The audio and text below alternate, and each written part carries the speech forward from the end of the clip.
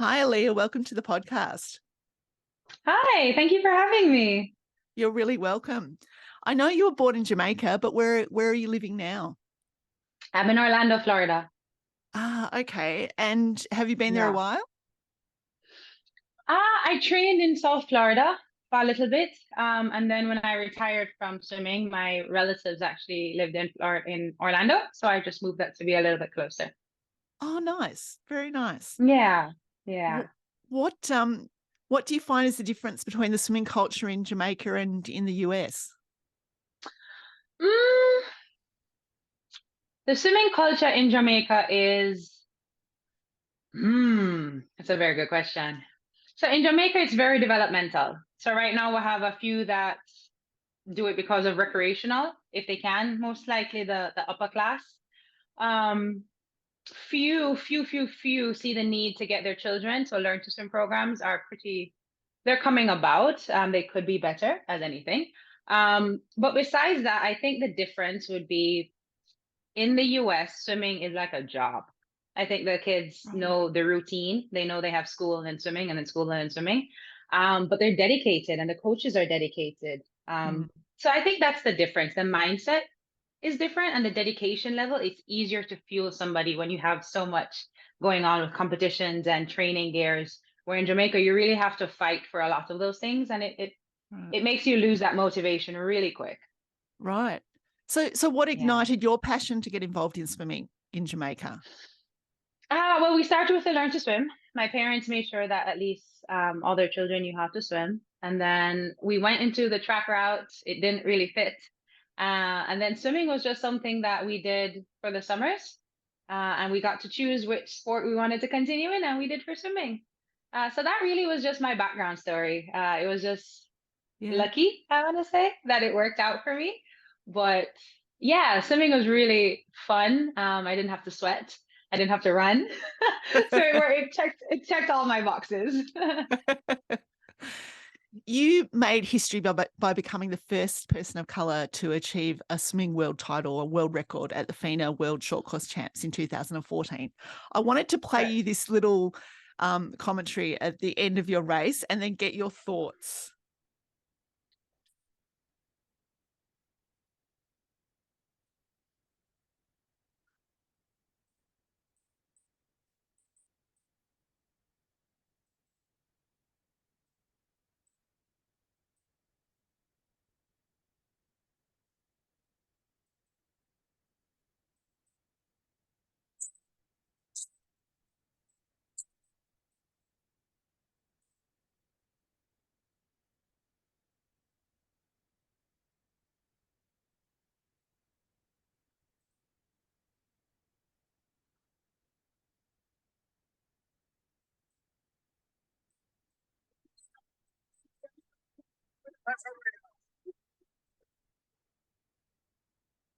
I just watched that little clip on YouTube, and you didn't realize that you'd won and broken the world record, did you?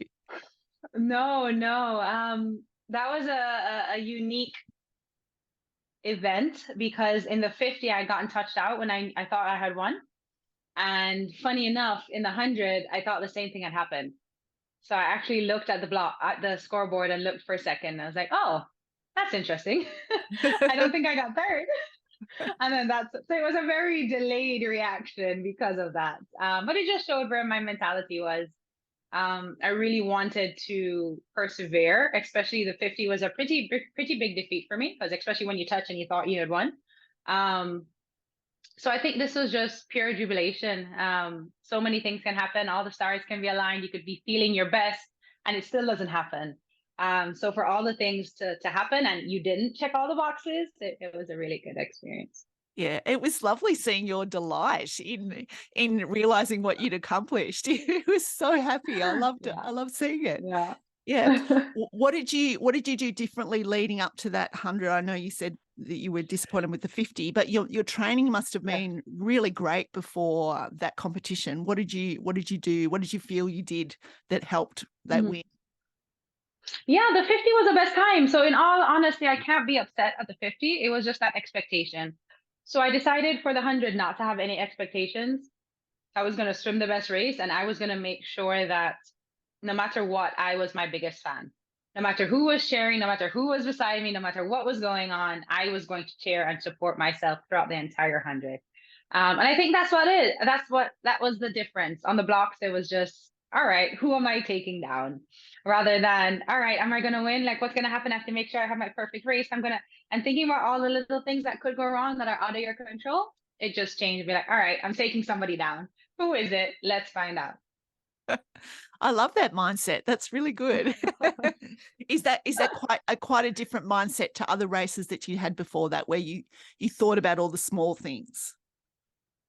Yes, I think I battled with that a lot throughout my career. Because you work on it and you know that's something that if you get it right, you'll have a great race. But you focus on it and you hamper on it for so long that it starts to stress you out, and the anxiety turns into something that you don't need before a race.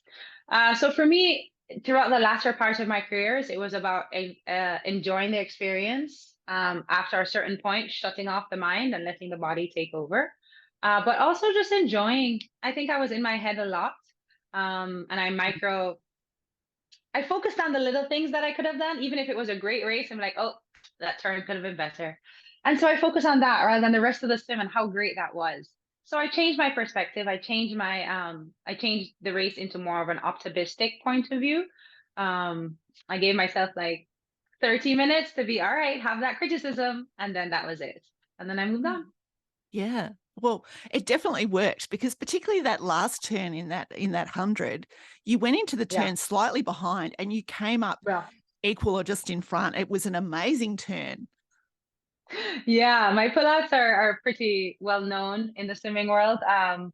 So it was really cool to actually show what it looks like, because usually everybody is pulling out together and you could see, oh, Alia has a good one because she's out ahead. Yeah. But when you see me coming from behind, you really see how much distance I can gain on the pullouts. So that was really interesting, because that's when it kicked in again. It's like, all right, who am I taking down? Here we come. And so, yeah, it was a really good feeling. Yeah, absolutely. Do you think your time spent swimming in the NCAAs and focusing on short course yards and the turns, that obviously has helped you in short course meters? What have you taken from that time that you put into that professional swimming career?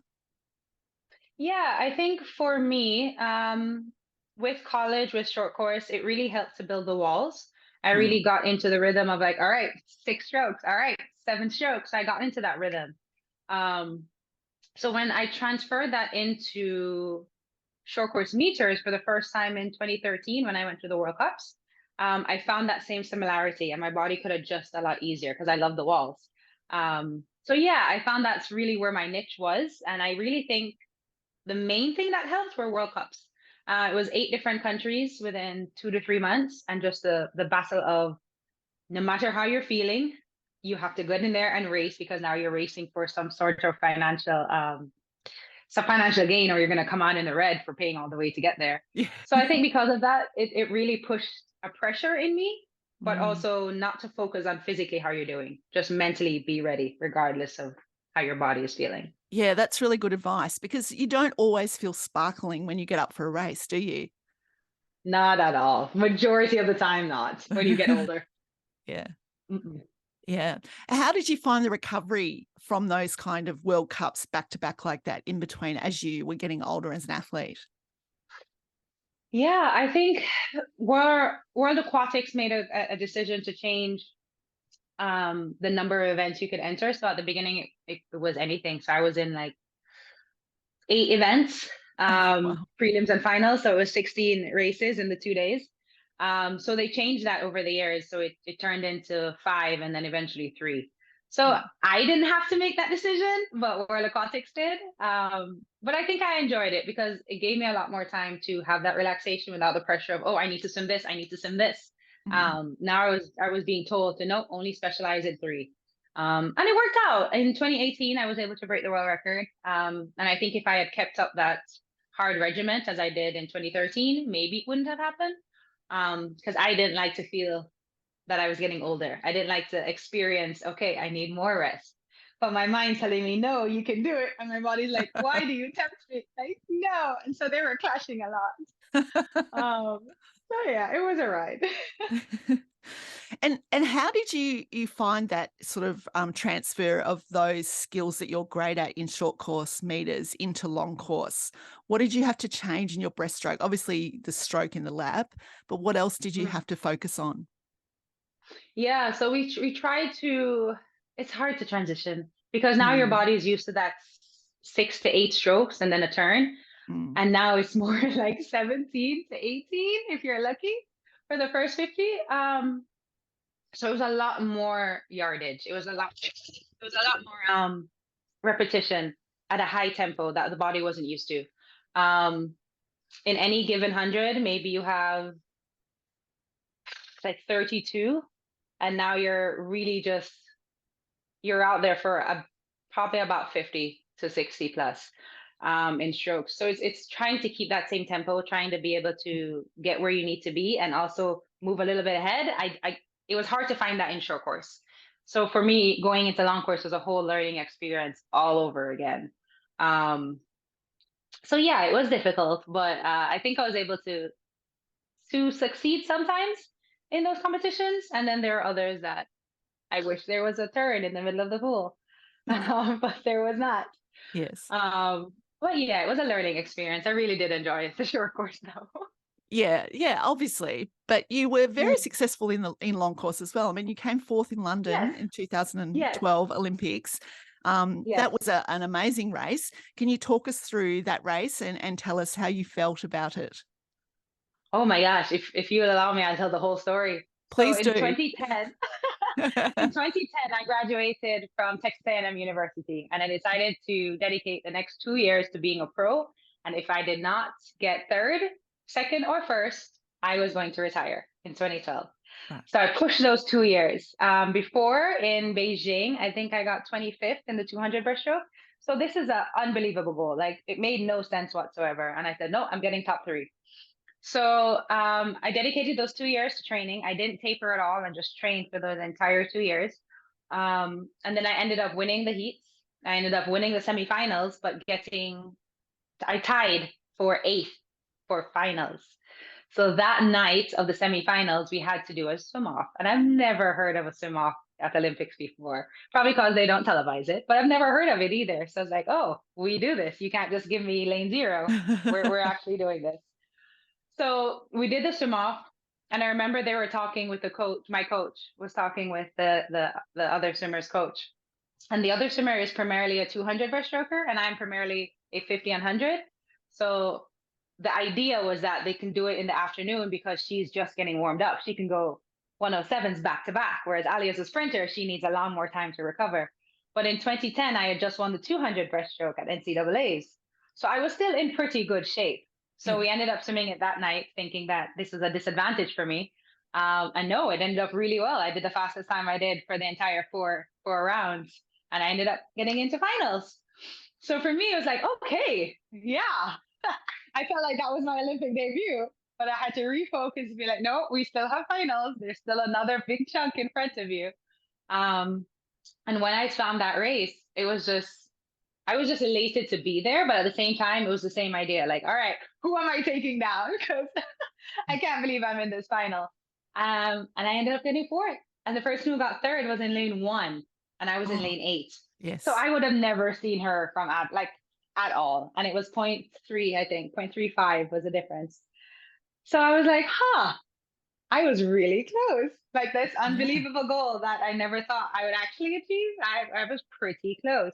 you were. So that pushed me into not retiring in 2012 and continuing to see what else was in store for me. Yeah. What a great story. Was the Beijing Games, you've been to 5 Olympics. Congratulations on that. It's an amazing, Thank you. amazing feat. Was that the sort of the pinnacle for you in the Olympic Games, or what was your best performance? So 2012 Olympics in London at the fourth Mm, place was my best. Yes. yeah. In Rio, I made finals again, but I didn't beat the fourth place. Um, yeah, and the other three I had appearances, but not enough again in finals. Mhm. Yeah. And what was your favorite of the five in terms of the atmosphere and the culture that you got to experience between the five different Olympics? So each one is so different and unique. Mm. I would say I loved 2012 because one, the Olympic experience was fantastic because I made it to finals for the first time at that whole experience. But one, it was an English speaking country, so it was easier to tour, and I got to visit all the different countries. Yeah, all the different countries close to England. Um, but besides UK and 2012. I really enjoyed Athens, which was my first one because I got to see all the big celebrities for the first time and be like, oh, this is where they are. Like Yao Ming and the Williams sisters. I was like, oh my word. So that was really exciting. And just to see the history of ancient Greece and the Parthenon and stuff. It was really nice. Everything is great because you had China and then you had the Great Wall of China. And then Rio was fantastic as well, just to immerse yourself in the Brazilian culture. I think Japan would have been my favorite if we were able to leave the village, but unfortunately with COVID, it was very restricted. So Of the course. village was fantastic and the people were fantastic. So if that is an indicator of what it would have been like, it would have been great. But yeah, I think that it's a little special for each stop. Yeah, of course. Yeah, and the villages would have been completely different on Oh each of yeah. the five Olympics. Oh yes. Oh yes. Yeah. Athens was like '04, so it was pretty small still.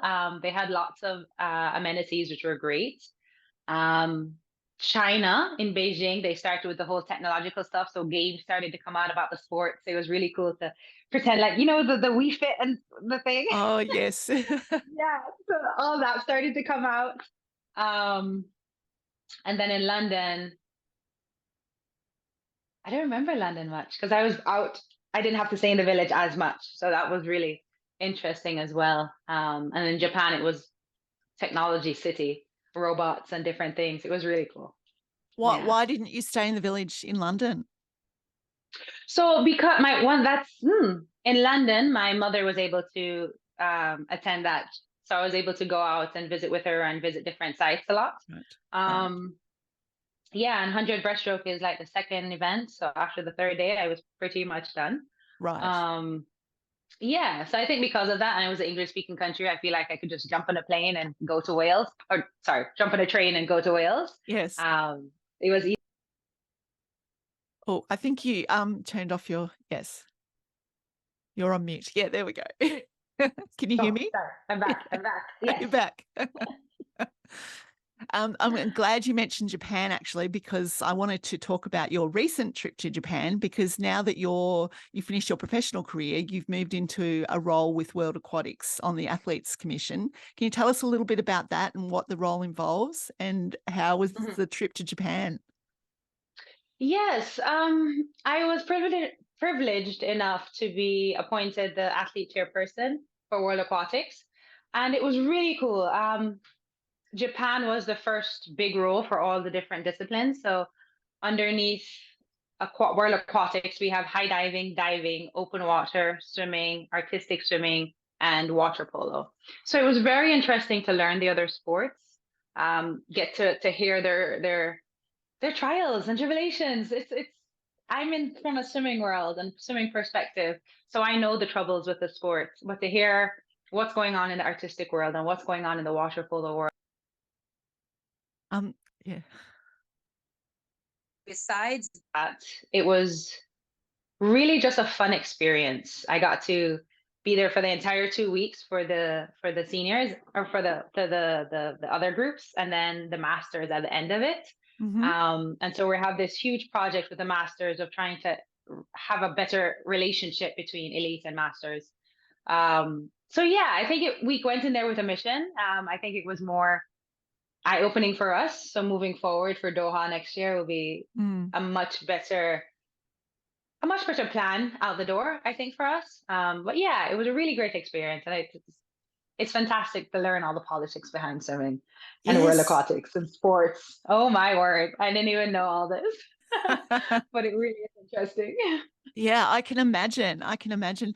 So is the role of the athlete's chair, is it mainly when there's a big competition like that on, or do you do work in the background leading up to that? Can you explain a little bit about that? Yes. So it's a 4-year position. So I'm until 2025. We have about 30 members right now. So majority of them are active.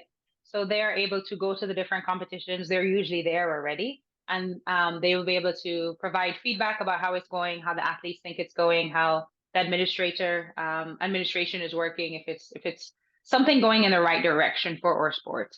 Right. Or other members are able to travel. So if there's a competition like Junior Worlds going on in Israel, somebody from that location will be able to just have an easier flight than me coming from the Americas and heading over there. Yeah. So yeah, I think it really works out. In Australia, we have two. We have Jessica Hansen for swimming and Daniel Kowalski for swimming as well. So it's a lot easier when we have those top name swimmers in the country that's able to go to the nationals, see how it's going, go to international competitions, and travel with information that works at home.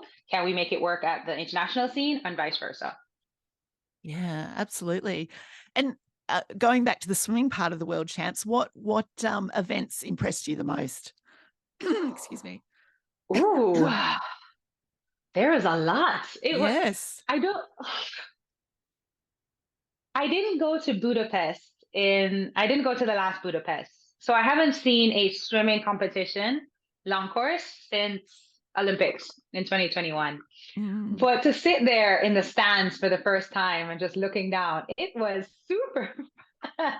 Yeah. Like almost every race was like, oh, competition record, oh, championship record, oh, continental record, world record. It was just like so many. I am partial to the breaststroke events, so definitely Ruta in the 50 breast. And also the male Chinese swimmer was fantastic. Yes, he 50, was, wasn't 100, he? Oh Yeah. my gosh. Yeah. Oh my gosh. So it was really exciting to see where the future of the sport is going and how young they are and how much years they have left to really improve the sport. Yeah. Did you have a little bit of an itch when you're in the stands watching Ruta win that? No, you didn't? Nope.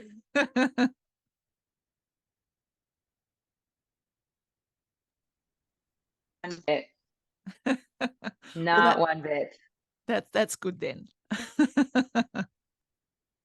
I think I got out at a good time. You did you? You feel like it was the right time to get out? I think so. A lot of people ask me those questions. And no, I have no itch, no burning desire to jump back in to go do those laps, because that's what I remember. Yes, there was a glory. Yes, all the fanfare. It's really great. The medals, your anthem, all that is fantastic. But I also remember the 5 a.m.s in the cold water for 2 hours every single day. And that keeps me grounded. I'm like, no, not doing that. You saw all those master swimmers at the World Champs afterwards. Were you impressed with the fact that they're still going? Some of them are into their 80s, 90s. They're still training. They're still getting up on the block, diving in. What was your perspective seeing the Masters World Champs? I met a lovely couple from Canada. And her husband is deaf. He's deaf. And he just loves to travel and swim. And so we were going through the whole background, trying to get him, trying to get the officials to notify that he's deaf so they can correspond and then tap him when the marker is going to go because he can't see the light. It was a whole ordeal. But what was really impressive was he just wanted to swim. And it took him a little while to get across the pool, but he enjoyed every stroke. And he was so tired when he finished. I think he was 89. He was so tired when he finished, but he was so happy that he did it. And so I look at that and I said, okay, in a couple of years, maybe, in a couple of decades, maybe, I will continue. But even from the UK, I saw a couple of swimmers in their 40s, I think in their 40 to 45 age group, and they were super fast. Yes. Like, I don't think with 6 months training, maybe I could pull off that time. It was really impressive, just the dedication that these master swimmers are going through, that they do every single day. It really is inspiring. It really is. Yeah. Yeah. Was that the first Masters competition that you'd seen? Yeah. That was the first. Yeah, because it's very big. It's very big in the US, master swimming. Mm, Yeah. yeah, So I'm yeah. sure there's a local club near you where you could go and have a swim. Why, thank you. When you're ready. When I'm ready. So when you retired at 33, but beyond your swimming career, one of the things you've done, and I see that you're wearing your t-shirt, you created a foundation called Waterbound. Can you tell us a little bit about that and why that came about and what you're doing? Yeah, so Waterbound started in my latter career, the latter part of my career. It was supposed to be an online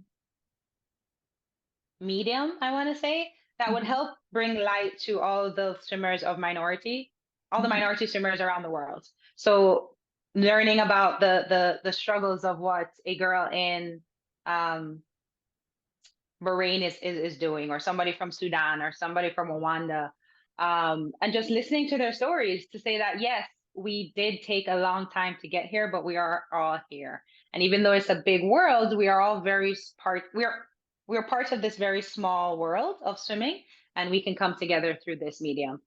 So that's originally what it started about, as well as to highlight some of the past people of color and what they have done for the sport already. Um, as I continue with that, I realized that I'm not very committed to social media. So I tried to branch it out more into swim clinics, something that I really do enjoy. right. So I started to do more swim clinics. I started to travel a little bit more and just share my experiences and share my tips and swim analysis and techniques. And yeah, I really did enjoy that. So that's what Waterbound really started off as. And as I'm finishing now, it's kind of merging everything together. Right. Right now, I do have the time, so I'm able to create a mentoring program. So right now, Waterbound is a mentoring program. So we go over swim analysis, education, psychology part of it, nutrition, everything that will make you the best that you can be to achieving your goals. So with that, I'm able to do the swim clinics. I'm able to talk to the athletes. I'm able to meet people who just want to be better, whether you're not an athlete.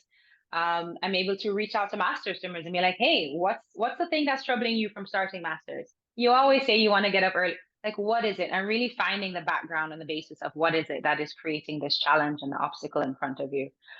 So yeah, so we're moving into that part. And because of that, we also created the book, Day One, Not One Day. And that really encompasses about 7 tips that I feel are very common challenges that people have in reaching a goal. And it's basically addressing it, trying to find out what our weaknesses are, defeat the doubt that sometimes comes up and puts a block in front of us and allows us to regain the confidence that we need to pursue our goals. So is that book aimed at sort of like age groupers, or is it sort of all the way through the spectrum? Yes, it's all the way through the spectrum. It's written for 13 to 18 because of the swimming examples. Mm-hmm. But the entire book is basically for anybody who loves sports, anybody who wants an athletic mindset, anybody who has a goal and they don't know how to achieve it. We also have a goal assessment at the end. And my aunt actually took it and she really enjoyed it because it allowed her to do her daily process of, okay, I want to lose weight. I want to do this. What am I going to do each day to reach there? So it's any goal that you have in mind. You don't know where to start because when we look at a goal, we get very overwhelmed sometimes. Like I don't know how to reach there. But if we can break it down and start from one step, then we can get there. But we can't do it one day. We have to do it today, which is day one. Yeah, I think that's good advice. And obviously coming from all your experience, because swimming is very goal orientated, isn't it? It is. It is. You need that goal to remind you why you're getting up in the Mm. morning, like why you're jumping into this cold water. It's Mhm. And I wanted to, obviously, you've had such success as a breaststroker, and I always think of breaststroke as one of the most technical strokes in our sport. Mhm. Were you always a natural breaststroker, or did you work at getting to be a breaststroker? No, I was actually a freestyler and flyer up until 13. And Right. then for some reason at 13, I went into a breaststroke event and it all just clicked. And I was like, oh, is this what you were talking about, coach? And he's like, yeah, that's what I was talking about this whole time. So yeah, strangely enough, it just clicked. But my age group coach always believed that we specialized later on. So we always did a whole background of events. So I was in anything from the mile all the way down to the 50, and then all the 400 IMs and 2 flies and whole smorgasbord of things. So it was really interesting when that breaststroke actually clicked. Yeah. And what do you see as the most important parts for people who want to improve their breaststroke? What sort of advice can you give all those listening? I would say if you want to improve your breaststroke, it is about body positioning and rhythm. Sometimes we go a little bit too fast because we want to get across, but if we slow it down and take our time, then you can feel that rhythm. If you do it enough times, the rhythm will become natural, and then you can see when you're supposed to start your catch, when the head lifts, when you throw it, when the shoulders roll, the hips go up, and you get into that nice undulation to get a great kick that will enhance the streamline, and you really feel that glide. A lot of the times we miss that glide, and I think it's because something is happening, whether the front half is not attaching to the back half, something with the hips and the undulation. So I would say slow it down, videotape yourself, and see what you're missing. If you don't glide as much, if you're not catching as much, if your legs aren't turned out as much, and see where it is. You can usually visually see it, but you can also go underwater as well. If you're lucky enough to have a partner or a video underwater, you can see it from the underwater viewing as well. Did you ever use any of those those little tempo things that you can pop on your goggles? I tried once. I tried it once. It was really great for holding tempo for breaststroke, like for pace sets. I think I got annoyed with it after maybe one set, maybe 30 minutes. I was like, why is this thing still beeping at me? So I never relied too much on it. My coach and I were we pushed counting a lot. So we counted our strokes that right now, even if I swim a 50, subconsciously, I would know how many strokes I did. So with that, I was able to hold tempo. I was able to know where I am, give or take, with the stroke counts in relationship to the time, and that really helps a lot. Yeah, that's really great to know that you're doing those strokes. You've got that time, and you don't even need to look at the clock. Yeah, that's fantastic. Yeah. Did you ever carry any injuries from swimming? Not any major injuries. I was very blessed not to have a major injury. I had I think I had like a tear in the labrum at one time, and I took 3 months off and rested and just did kick and gym work. And I was able to be okay to continue. I do have subluxation, which are the shoulders semi come out of their shoulder blades. Not a full dislocation, but semi. But if I do rehab and I keep on top of it, then it doesn't happen. But I only remember to do that when it does happen. I'm like, oh no, rehab. But yeah, besides that and the minor injuries here and there that came along with age, I was very blessed. Yeah, that's good to hear. Very good to hear. Yeah. And I know you just mentioned in the gym. What specifically did you do for breaststroke, for strengthening up in the gym? Because it's slightly different to freestyle and backstroke with the leg power. Yeah, for breaststroke, we try to emulate as much of the stuff that we do in the pool in the gym. So anything with cords, it wasn't just pulling through; it was trying to get the whole rhythm. Oh, my arms are gone. It was trying to get the whole rhythm to get the underwater pull out, try and get the grab. So everything that we did in the gym, whether it was with weights or body weights or just with the tubing, we tried to emulate how it would feel in the pool. And throughout the latter parts of my career, we definitely played around a lot. We're like, oh, let's see if this machine will work. Oh, I feel it. And then we'll go into a training session after and see if that translated and how it translated, if it worked or not. Yeah. But yeah. Yeah. And what about the leg work? Leg work, we were always, so I typically have bigger thighs. So it was something that I had to work on with a lot of running, a lot of hills, just to keep it toned and not as heavy, so I don't feel the heaviness in the water. I did a lot of leg press, the running up the hills, like I said, a lot of sled toes, things like that really work the glutes and the hamstrings, and give you that cardio as well. Yeah, absolutely. Yeah. Great advice for all those breaststrokers out there. Yeah. Now, Alia, every person that comes on the podcast, I like to ask a few little questions as a snapshot of their swimming life. So just tell me the first thing that pops into your head. What's the favorite pool that you've ever swum in? Singapore. Singapore. Why Singapore? Yes. So not the pool they currently have now. When I was doing my World Cups, they had an outdoor pool. It was semi-outdoor. And I love outdoor pools. Yes. Love it, love it, love it. But when I travel a lot, majority of them are indoor. And in the US, majority of them were indoor. So it was really hard to find a competition pool that's outdoor, that's not a training pool. So this was a outdoor pool. And the covering, the bottom part of the 50-meter was open, so you could see trees and like nature, and everything was gorgeous. And the other side was open to like a field, and cars are driving by and stuff. So it was just very real. It was just very real, because sometimes if you're by yourself in a training pool, it's very quiet and it's all you. This was very real. Like you could easily just distract yourself, be like, okay, let's do this. Nice. But the thing that got me is that there was a rainstorm that day, but because it was covered, we could still swim. So it was on the blocks, and you could hear the rain just pouring, and it was just, it's just a great time. I don't know why, but it was just really great to be with nature and still practice and compete and swim and just feel the rainwater, and it was nice. Nice. That sounds lovely. Yeah. And what's your favorite breaststroke drill?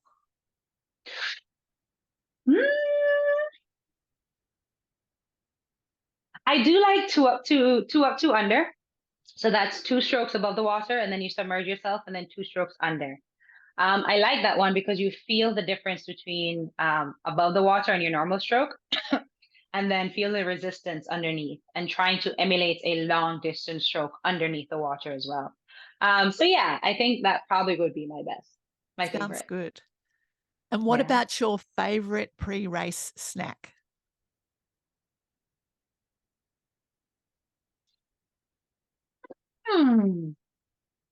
I would say gummies, like a fruit snacks. Yes. Yeah, I don't like to feel like I'm eating something, so I don't really like granola bars.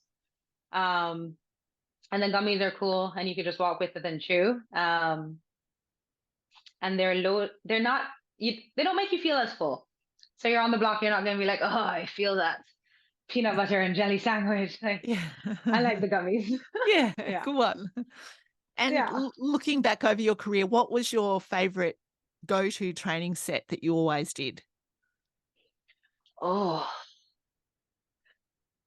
sadly, there are 2. There's one that we did in college, and we transitioned that into my professional life at the beginning. And it's the 100 free, and you could switch it to stroke as well. But you start off at like 140, and then you keep on going, and the next one is 139, then 138, then 137, and you keep on going until you miss the interval. I did not like it, but also I felt so accomplished when I finished, because I'm a stubborn athlete. I'm very competitive. So if I know I'm swimming beside somebody and it looks like they're not going to make it, I'm like, okay, but I'm going to make it. I swim a little faster to make sure I made that 110. And then you have to turn and make the next one on 109. So it's like now you're sprinting a 200 on 219. Wow. And so what was the lowest you ever got it to repeat? 107. 107. Well done. Right? And I was with the distancers. So it was all the distancers were still left. Everybody else, when they finish and you miss it, you have to sit on the side. So you're breathing and you're seeing everybody. And you're like, oh. And they're like, oh, but you're the joker because you're still swimming. But like, no, but I'm still going. So I was with all the distancers. It's like, oh, this means something. Yeah, I can that's go. Fantastic. Yeah. And what was the best one? What was the other set that you said you had 2? So the other one is a 50 set, and my coach loved to do it in the latter part. We trained with a Japanese team in Mexico for a training camp. They just happened to be there at the same time, and the Japanese team was, I can't believe they go that fast. Like it made me feel like, what am I doing in training? Like I'm not training, and I'm like, I can't go any faster. So it was 650s, and then.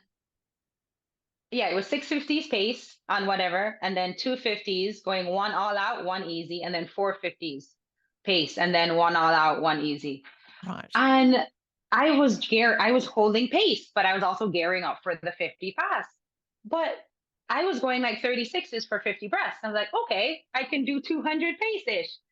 And the other swimmers were going 34s. I was Wow. like, what is happening? Oh, it was amazing, but it was interesting just to show the dynamics of how other people train. Some people train Yes. really fast, Yep. and some people they're pushing it, but it's just not happening. Because when I rested and taper, I actually got to meet that same girl again in a competition, and we're pretty close together. Yes. So I was like, oh, so your 34s weren't an indicator of Yeah. yes, I could go a little faster, but I wasn't going to hold 34s, and Yeah. it was probably on like 45 seconds or 50 seconds. I think it was on 50 seconds. So Yeah. it's not that much rest the whole 6. No. Hardly Oh my any. gosh. Yes. Hardly any. Yes. Like I think 36 was like my top 3, and then it just went she just kept on going Yes. like, you're amazing. Wow. And I've been asking this recently after the World Championships. If you were going to create a fantasy mixed medley relay team, and this can be swimmers past and present, who would you put on that team? Two male and 2 female for that medley relay. I think because of me and where I come from, so the Caribbean, we always have swimmers as a whole, but individually in each country, we don't even have enough for a relay. Okay. Yeah, so there are a few countries that may have a relay here and there, but altogether we're individual. So we come together as a Caribbean. So I think for me, my fantasy team would be to have a Caribbean relay. So to have like Dylan Carter from Trinidad, who's doing fantastic right now. Yes. Maybe a George Bovell or Nesty. Those both have gotten Olympic medals. And then for the girls, it would be either Leah Martindale from Barbados. She got 6 in 2004 or 2000 in the 50 free at Olympics, or Ariana Vanderpool Wallace from Bahamas, who also got 6 at Olympics. So Olympic medalist or Olympic finalist, but individually we will never be known for a relay. So I think they would be my fantasy relay. Yeah. Maybe they should look at doing that for smaller nations. Yeah. They should. I've tried. No go. Yeah, some of the other it would. Yeah, some of the other countries have been really good. Yeah, some of the other countries mightn't have been too pleased about that. Yeah, absolutely. Well, Alia, thank you so much for coming on the podcast today. It's been a joy speaking to you, and wishing you every success heading forward in your role with World Aquatics and Waterbound. And hopefully, if anyone would like to, we can put the link in the show notes to your new book that's come out as well. Oh, perfect. Thank you very much. Yeah, well, take care, and hopefully we get to meet in Doha. Oh, nice. Yes. Okay then. Right. Thank you very much. Bye. Bye.